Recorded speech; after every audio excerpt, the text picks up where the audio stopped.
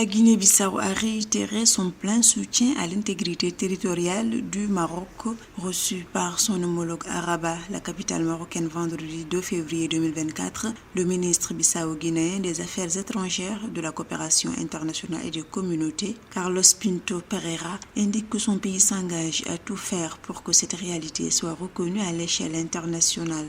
Par ailleurs, la Guinée-Bissau souhaite consolider la coopération avec le Maroc, notamment dans les secteurs de l'éducation, de la formation professionnelle, du tourisme, de la pêche et de l'industrie.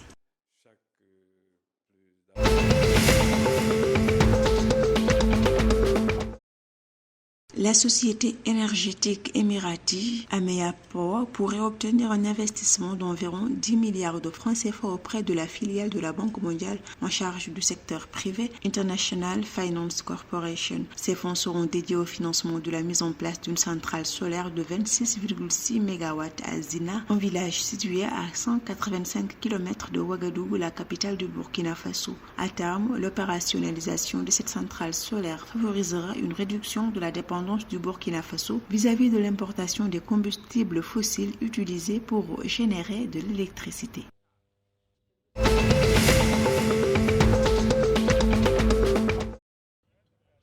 Alors que la Côte d'Ivoire a lancé la norme ARS 1000 pour un cacao durable et traçable dans le pays en janvier 2024, le Conseil Café-Cacao, l'autorité de régulation de la filière café-cacao en Côte d'Ivoire, s'est félicité du début de la mise en œuvre de cette norme. Celle-ci promeut une production du café ou du cacao dans le respect des principes environnementaux, sociaux et économiques et une traçabilité de l'origine du produit. Faut-il le préciser, l'application de la norme ARS 1000 a été rendu obligatoire en Côte d'Ivoire grâce à un décret présidentiel depuis 2022.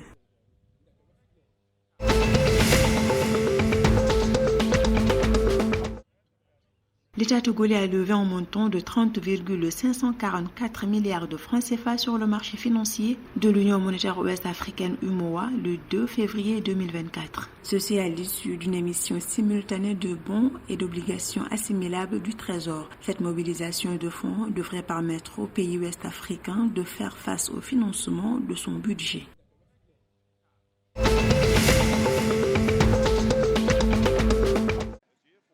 Les Lions du basket du Sénégal vont participer au tournoi de qualification olympique du 8 au 11 février 2024 en Belgique. Vice-championne d'Afrique, cette équipe sénégalaise affrontera le Nigeria le 8 février, la Belgique le 9 février et les États-Unis le 11 février 2024. L'objectif est de tenter de décrocher le ticket qualificatif aux Jeux olympiques Paris 2024.